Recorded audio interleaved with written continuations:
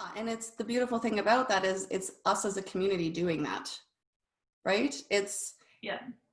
when I launched Nala, I did it with faith, and I just knew that my fellow lash professionals wanted to be the best they could be. I knew that every single one of us wanted to do well. We wanted to be our best, but we can only do what we're taught, and we only know what we've learned, and we needed the information. And it's, you know, I just love this community so much, and seeing everybody just jump on board with, thank you, yes, I'm going to do everything that way, thank you to you and the board.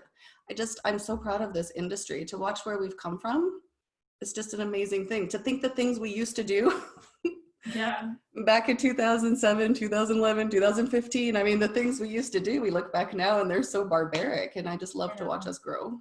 The way there are so many leaders and game changers in our industry who dedicate so much time, money, effort, thought, and love into researching and scientific studies and everything like that. And it's beautiful that we share this information with each other so that we can all grow, because we understand when somebody's doing well or somebody's doing poorly, it affects all of us in the industry. So we want everyone to be doing well and to be doing great work. And yeah, we're a pretty cool industry. I love seeing everybody come together and learn together and grow together.